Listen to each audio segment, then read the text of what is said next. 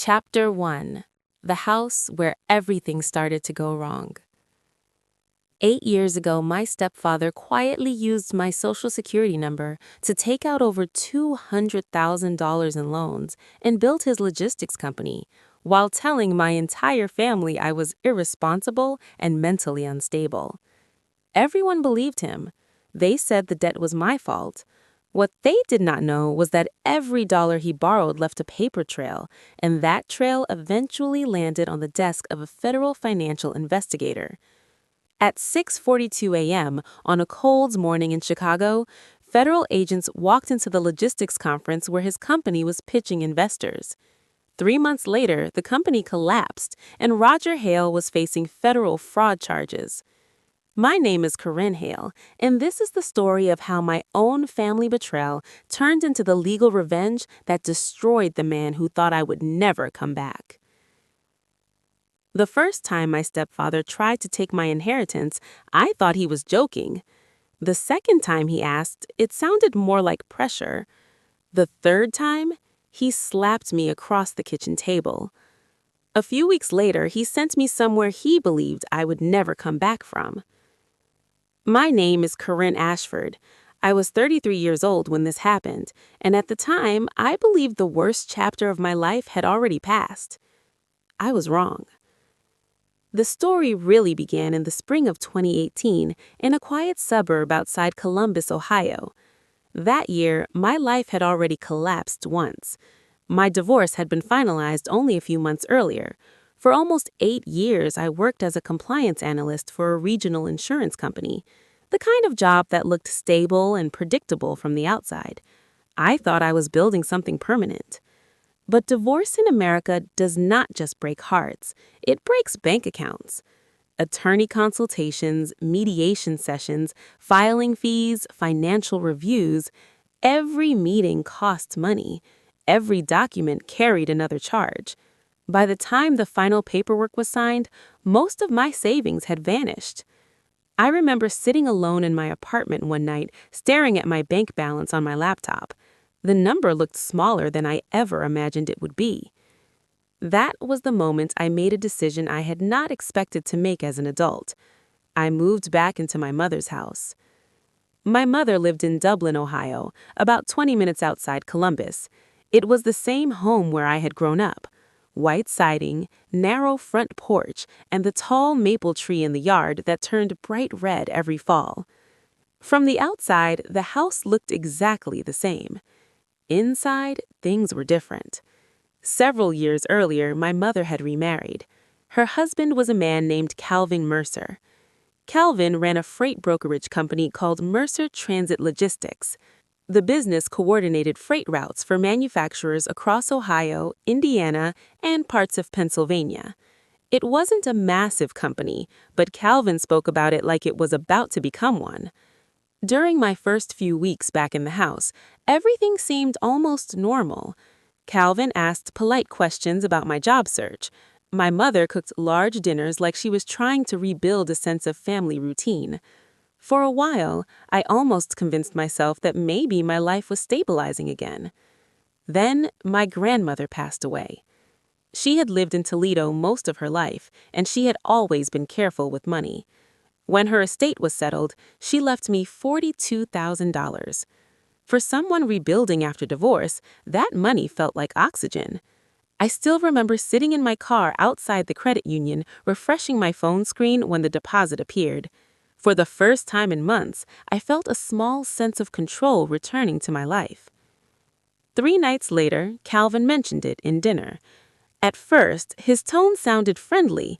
He said smart people never let money sit in a savings account. He said real success came from investment and expansion. My mother stayed quiet while she cleared plates from the table. Calvin started talking about Mercer Transit Logistics. According to him, the company was standing on the edge of a major expansion. New freight routes, larger dispatch contracts, bigger partnerships. 3 months later, the company collapsed, and Roger Hale was facing federal fraud charges. My next week was filled with sudden changes. Calvin frequently talked about Mercer Transit Logistics. He claimed the company was poised for significant growth. new freight routes, larger dispatch contracts, bigger partnerships. A few days ago, he placed a thick folder on the kitchen table.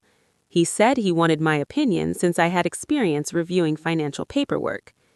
The moment I opened the folder, my stomach tightened. It wasn't an investment proposal. It was a personal loan agreement. Calvin wanted me to lend $35,000 from my inheritance to Mercer Transit Logistics so he could lease 2 additional trucks and upgrade dispatch software. I read every page slowly. The repayment terms looked vague. The legal protections were thin. When I finished, I closed the folder and pushed it back across the table. I told him I was not signing it. Calvin did not react immediately. He leaned back in his chair and studied me quietly, the way someone examines a problem they intend to solve. Over the next week, the conversations returned again and again. He reminded me that I was living under his roof. He talked about how family members should support each other. He said people who refuse to take risks stay poor forever. Every time I gave the same answer. I was not lending him the money. One evening, the tension finally snapped. We were sitting in the kitchen after dinner when Calvin placed the folder in front of me again. He asked if I had reconsidered. I told him no. His voice changed instantly. He said I was ungrateful. He said I walked into his house with nothing after my divorce, and now I refused to help the family that had taken me in. Anger rose inside my chest. I told him the inheritance belonged to me, and I would decide what happened to it. Calvin stood up so quickly his chair scraped across the floor. Before I could react, his hand struck the side of my face. The sound echoed through the kitchen. For a moment, everything went silent. I tasted blood where my lip had hit my teeth. My mother stood near the doorway, frozen in place. Neither of us spoke.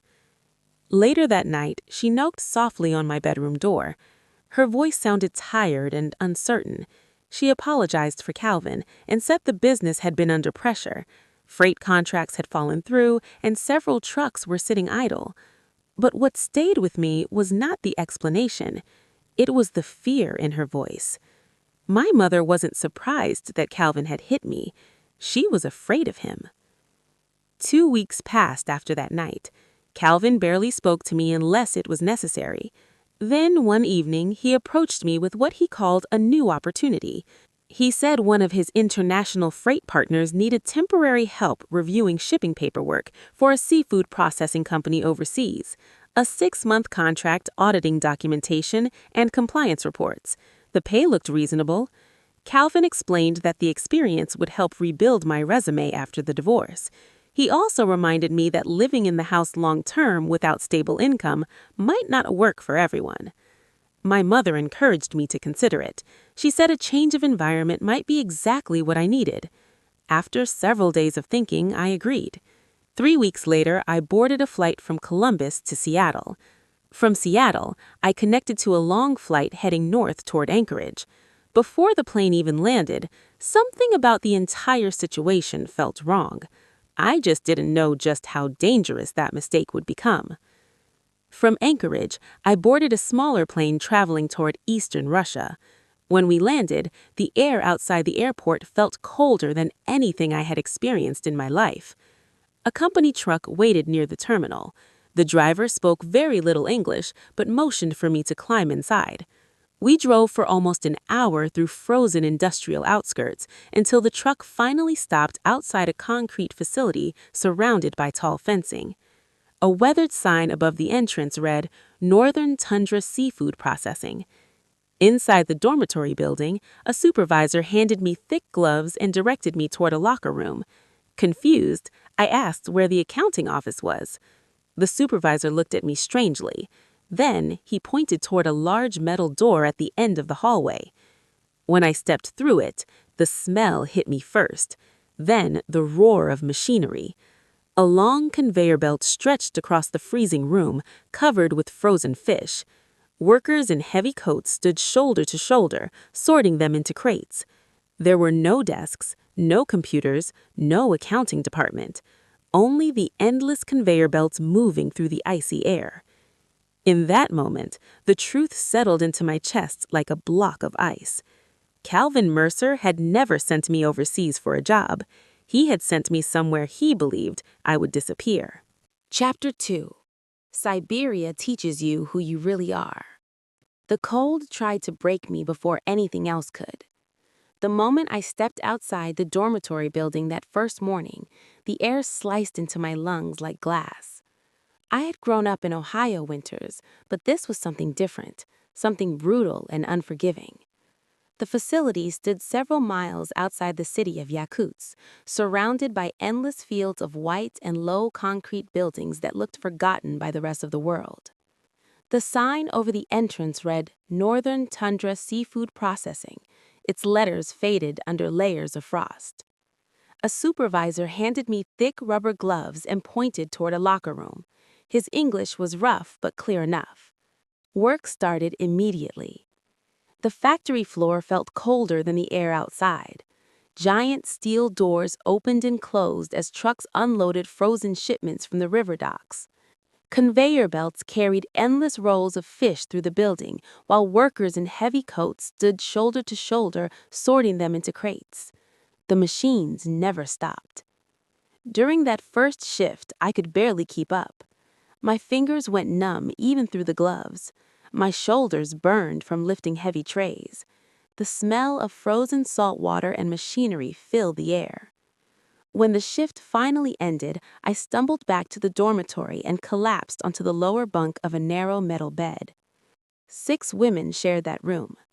Thin mattresses, flickering lights, and a heater that rattled constantly but never seemed strong enough to warm the space. One of the women watched me quietly while I struggled to remove my boots. "You look like you thought you were coming here for a different job." Her voice sounded calm, almost amused. I nodded weakly. "Something like that." Her name was Margaret Holloway. She was 62 years old and originally from Montana. Years earlier, she had taken seasonal work in Alaska seafood plants before following a contract that eventually led her here. Margaret had been in Yakutsk for almost 5 years. Before the lights went out that night, she showed me how to wrap cloth around my hands before putting on the gloves. "It keeps the skin from cracking," she said. "Otherwise, the cold tears your fingers apart." I thanked her. Then she added one more sentence. "Places like this have their own rules." The routine took over quickly. Wake up before sunrise, walk across the frozen yard, stand beside the conveyor belt for 12 hours, return to the dormitory exhausted, repeat. Days began to blur together. At first, my entire focus was survival, learning how to pace my movements, how to keep circulation in my hands, how to breathe slowly when the cold burned my lungs. But habits from my old life slowly returned. Back in Ohio, my job involved reviewing compliance records and financial reports. Patterns and inconsistencies had always stood out to me. Even in a place like this, those instincts never disappear. After a few weeks, I started noticing something strange. The hours on our pay slips never matched the hours we worked. At first, I assumed I had misunderstood the schedule. One night in the dormitory, I sat beside Margaret while she studied her pay statement under the weak overhead light. She shook her head. "Wrong again." I leaned closer. "How many hours did you work last week?" 64. The slip listed 49. "That is a big difference." Margaret gave a tired shrug. "Happens all the time." Over the following weeks, I quietly compared pay slips with other workers. 10 hours missing here, 15 there, sometimes even more. The pattern was impossible to ignore. One afternoon during a short break, I ended up in the administrative office where payroll records were handled. That was where I met Claire Dawson. Claire was in her late 30s and originally from Oregon. Unlike the factory workers, she spent most of her day inside a small, heated office surrounded by computers and spreadsheets. At first, she kept her distance. Trust did not come easily in a place like this. But after several brief conversations, she began to relax. One evening, I mentioned the missing hours. Claire studied my face for a moment. You noticed that already. I nodded. The numbers do not make sense. She hesitated before speaking again. You did not hear this from me. Then she leaned closer. The problem is not the payroll system. Then what is it? Claire lowered her voice. The manager. His name was Gregory Volkov, a tall man with a heavy beard and a reputation for sudden anger. Claire explained that Volkov controlled payroll approval before the reports were sent to the parent company in Seattle. He created temporary employee records that did not exist, ghost employees. Those fake records were assigned hours that matched the missing time taken from real employees. The money was transferred through contractor accounts connected to him. In other words, the workers were being robbed every single month. I felt a familiar sense of clarity settle into my mind as she spoke. People like Volkov always believed their power came from control, but control disappears the moment someone holds the evidence. The moment that pushed me to act came a few weeks later. A young worker named Isabel rushed into the dormitory late one evening, her eyes swollen from crying. She held her payslip in shaking hands. 30 hours missing, her voice trembled. That's the money I sent to my family. Margaret placed a hand on her shoulder but said nothing. I looked at the paper and felt something inside me shift. Over the next few weeks, I started gathering information. Work schedules, payroll reports, employee identification numbers, bank transfer logs. Claire helped quietly when she could. Be careful, she warned me one night. If Volkov realizes what you are doing, you will disappear from here faster than anyone else. I understood the risk, but I also understood leverage. Calvin Mercer believed he had sent me somewhere powerless. Instead, I was learning exactly how systems of control really worked. When I finally had enough proof, I walked into Volkov's office after the last shift one evening. He barely looked up from his desk. What do you want? I placed a stack of payroll reports in front of him. He flipped through the pages slowly. Then he looked at me. Where did you get this? I sat down across from him. Enough evidence to end your career. Volkov looked at the papers again. Then he looked at me. Then back at the papers. The silence stretched long enough for the old heater behind his desk to click twice. Finally, he spoke. What do you want? My answer was simple. I want out of this place. He leaned back slowly in his chair. 2 weeks later, new paperwork appeared in the administrative office. Transfer authorization approved. 14 months after arriving in that frozen factory, I stepped on a train heading west across Russia. Calvin Mercer believed Siberia would erase me from his life. What he never understood was that those 14 months had taught me something far more dangerous. They had taught me exactly how to destroy a man who believed he controlled everything. Chapter 3. The second betrayal hurts more. The train carried me west for days through a world that slowly began to feel human again. Endless snowfields turned into forests, then towns, then crowded stations where people hurried past each other with coffee cups and backpacks. After 14 months in that frozen factory, the noise of ordinary life felt almost overwhelming. When the train finally pulled into St. Petersburg, I stepped onto the platform and felt something I had not felt in a long time. Warm air. Not warm like summer, but warm compared to Siberia. The kind of cold that still allowed people to walk freely through the streets instead of fighting for every breath. For the first time in over a year, I slept in a real apartment. It belonged to a colleague of Claire Dawson, who rented me a small room while I figured out my next steps. The building stood near the Fontanka River, surrounded by narrow streets and old stone buildings filled with restaurants and small shops. Life began to move forward again. Within a few weeks, I found temporary work with a logistics consulting firm that helped international shipping companies navigate customs documentation and freight compliance. My experience in Siberia turned out to be strangely useful. During my interview, the office manager, Daniel Rains, looked at my work history for a long moment. You spent more than a year inside a processing facility in Yakutsk. Yes. Most people do not last that long. I did not have many options. Daniel leaned back in his chair. People who survive places like that usually learn things. I did. He nodded slowly. Good. That kind of experience tends to make people very careful. The job paid enough to keep my life stable again. To earn extra income, I also began teaching English conversation lessons in the evenings. That was how I met the Ashcroft family. Their apartment overlooked the Neva River from the 12th floor of a modern residential tower. The view from their balcony stretched across the water toward the historic district, glowing with lights. The first time I arrived for a lesson, the building security guard called upstairs before letting me through the door. When the elevator opened, a woman in her early 60s greeted me in the hallway. Her name was Eleanor Ashcroft.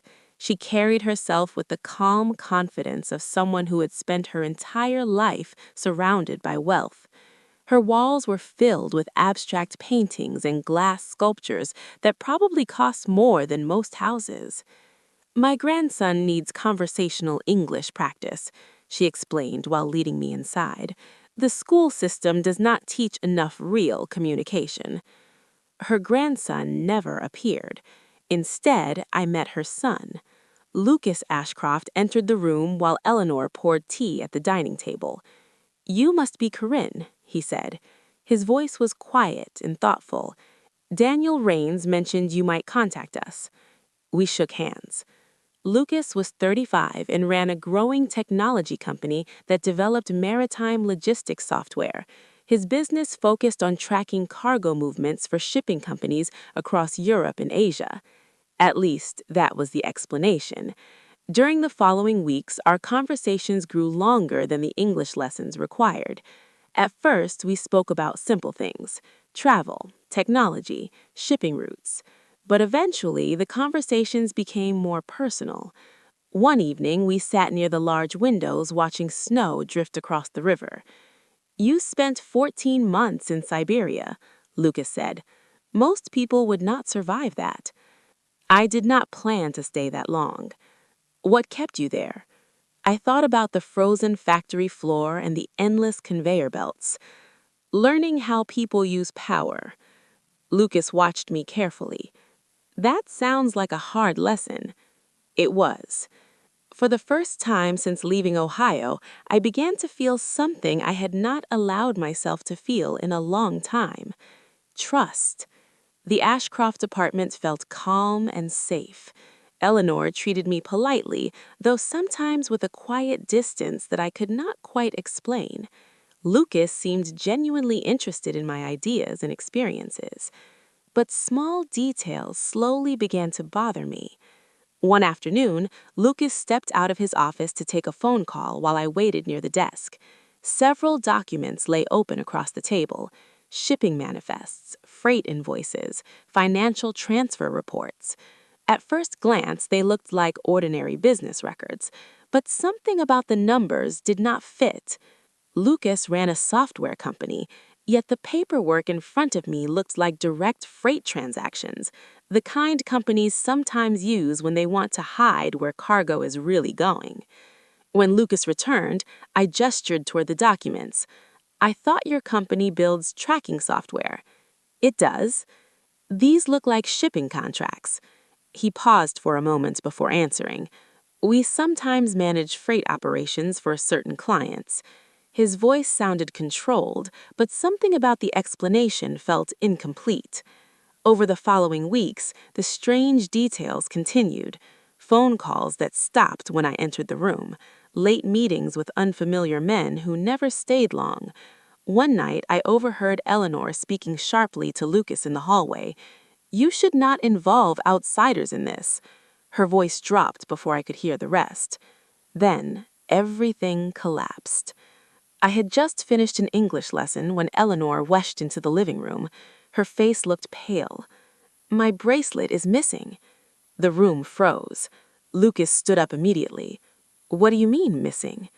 "The diamond bracelet your father gave me." Her voice trembled with anger. "It was here earlier today." Within minutes, the apartment staff began searching the rooms. Drawers opened, cabinets emptied. The tension inside the apartment grew heavier with every passing minute. Then a housekeeper approached Lucas, holding a small cloth. "We found something." She opened the pouch slowly. The diamond bracelet slid onto the table, and it had come from my bag. No one spoke. Eleanor stared at me with cold disbelief. "I welcomed you into my home, and you repay me like this?" Her voice trembled with anger. "I did not take it." "Then how did it end up in your bag?" I looked directly at Lucas. For a moment, our eyes locked across the room. He understood exactly what had happened.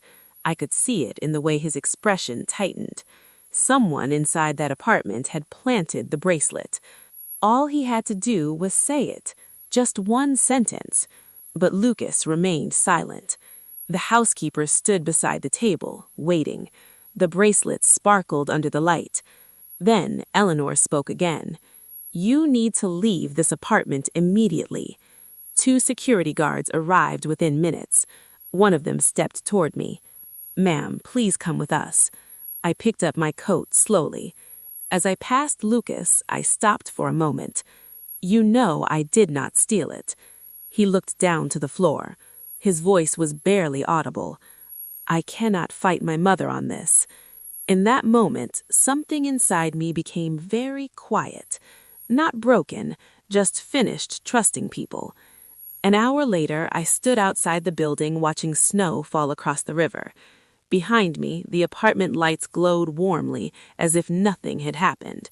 I began walking toward the nearest train station, because I understood something clearly now. Betrayal always leaves a trail, and trails eventually lead to the truth. Chapter 4: The Discovery That Changed Everything. Starting over in Boston forced me to rebuild my life piece by piece. The city moved fast, and in many ways that helped. When everyone around you is rushing to meetings, catching trains, and juggling deadlines, no one asks too many questions about where you came from. I rented a small room in an old brownstone owned by a retired school teacher named Linda. The place smelled faintly of old books and laundry detergent, but it was quiet and safe. That was enough. During the first few weeks, I took whatever work I could find: translation projects, immigration paperwork for foreign students, small consulting tasks for international visitors who did not understand how American systems worked. It was not glamorous work, but it kept the lights on. Slowly, I began meeting people again. One of the first was Marcus Delgado. Marcus drove a black town car for a transportation company that specialized in corporate clients: lawyers, consultants, foreign executives who needed discreet rides between airports and conference centers. We met when he picked up a client I had been helping with residency paperwork. During the ride, he glanced at me through the rearview mirror. "You work with international clients often?" "Often enough." Marcus smiled slightly. "People like that always need someone who understands how things actually work here." Over the next several weeks, Marcus began introducing me to people who occasionally needed translation help or assistance navigating legal paperwork. Through that small network, I eventually met Daniel Brooks. Daniel was a financial attorney from Chicago who specialized in banking compliance and corporate fraud investigations. The first time we met was inside a quiet coffee shop near Boston Harbor. He spread several folders across the table. "I was told you can help translate some contract clauses." "I can." For the next hour, we worked through legal language that most people would never want to read: shipping contracts, liability clauses, international payment structures. At one point, Daniel leaned back and studied me. "You spent several years overseas."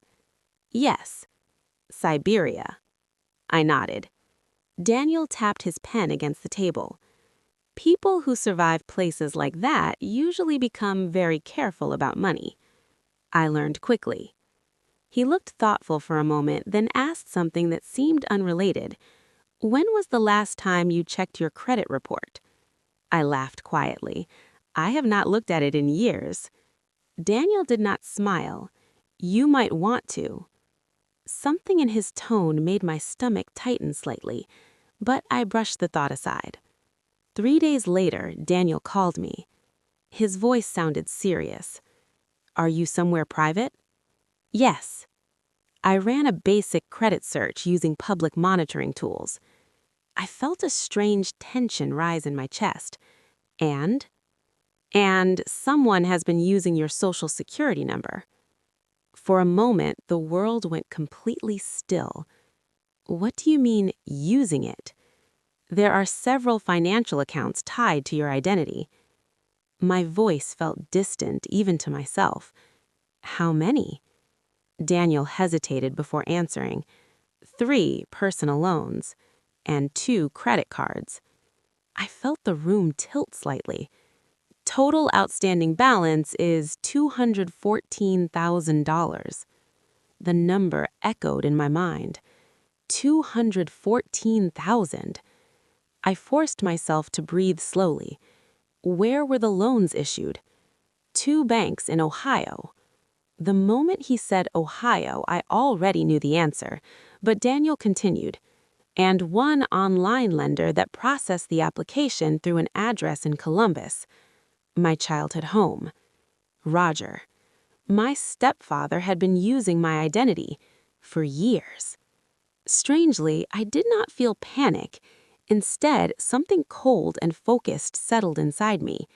Every unexplained financial rejection I had experienced suddenly made sense. Every account problem, every strange credit denial. Roger had been building his financial life using my name. Daniel spoke carefully.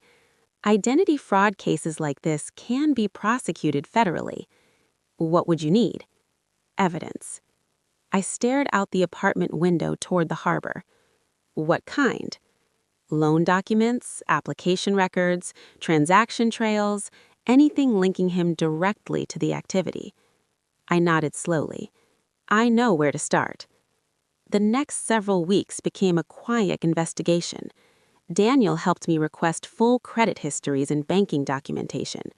Marcus introduced me to a private investigator who specialized in financial tracing. The deeper we looked, the worse it became. Roger had opened accounts in my name nearly 8 years earlier.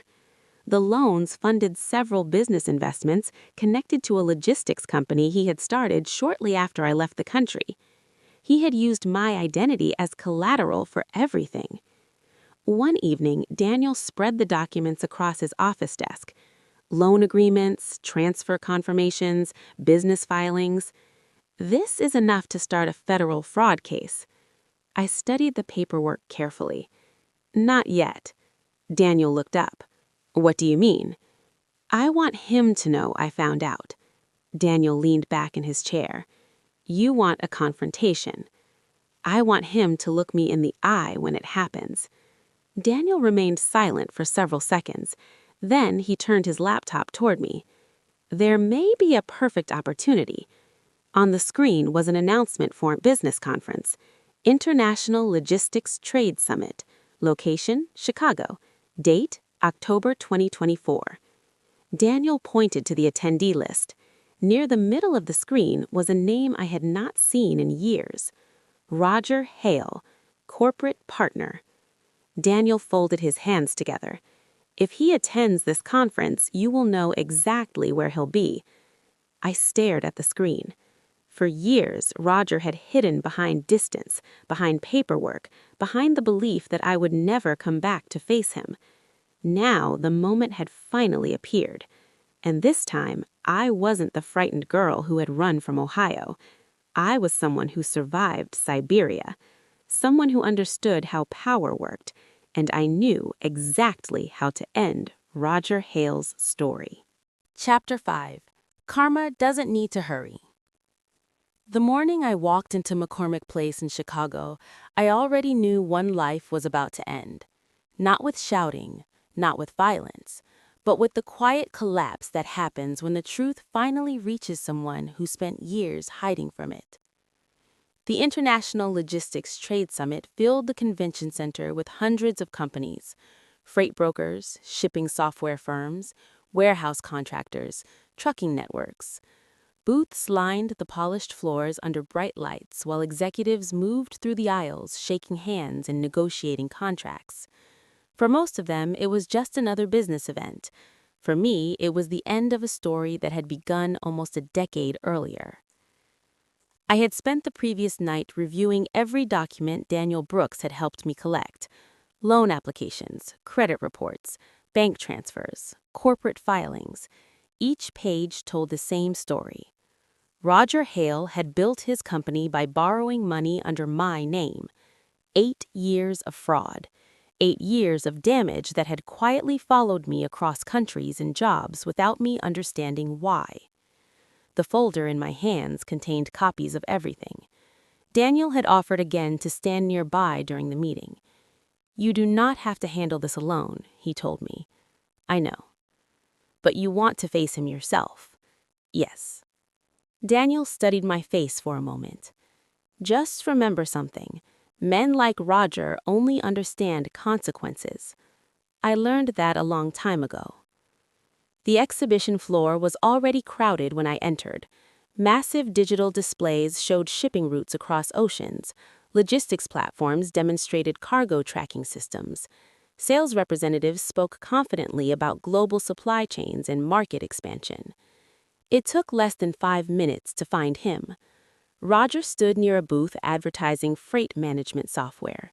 He was speaking with 2 investors, gesturing toward a large screen that displayed shipping data across North America.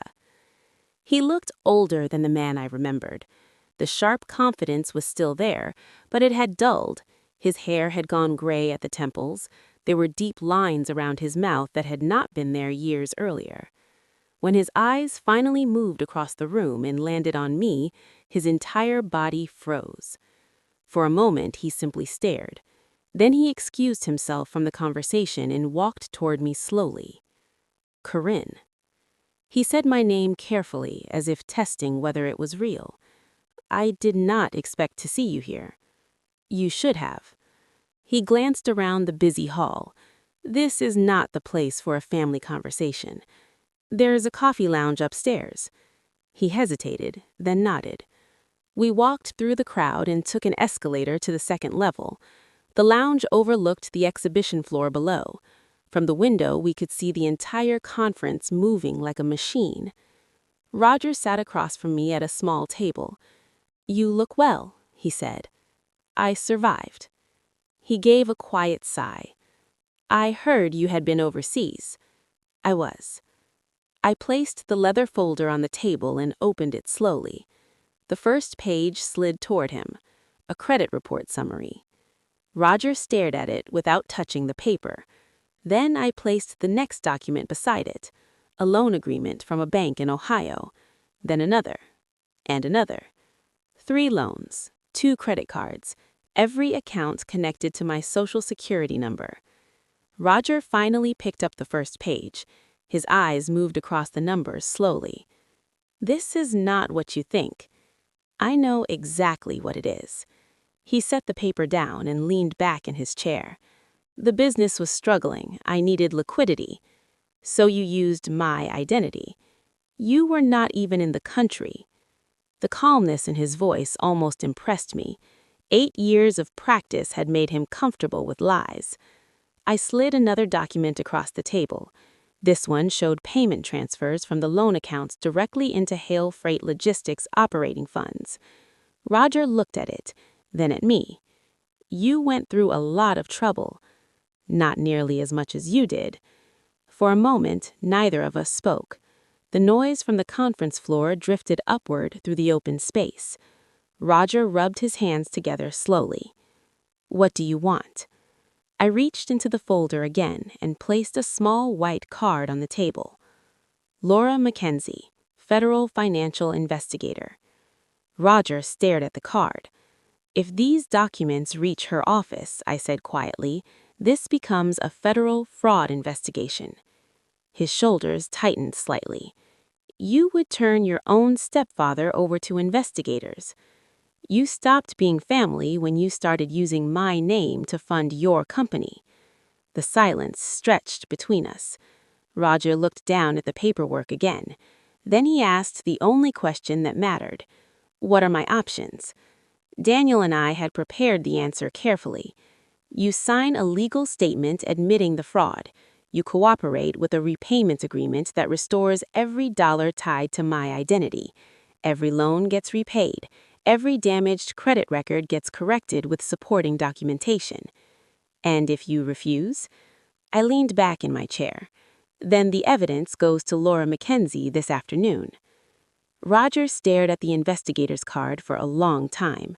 For the first time since I had seen him that morning, the confidence in his posture began to crack.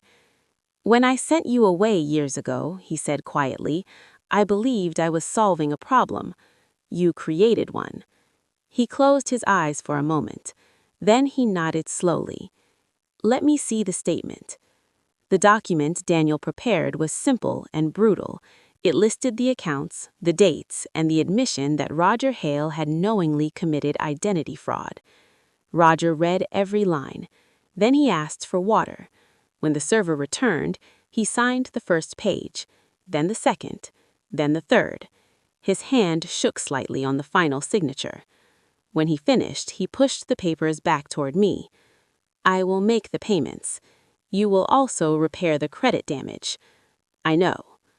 Roger looked older now than we first sat down. For a moment, he studied my face carefully. You are not the same person who left Ohio. No. He gave a tired smile. I suppose that's my fault.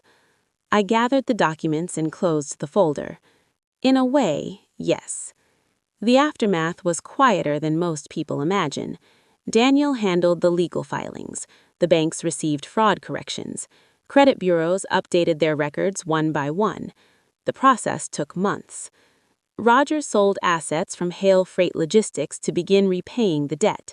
Then he lost several freight contracts after lenders discovered the fraud investigation connected to his financing.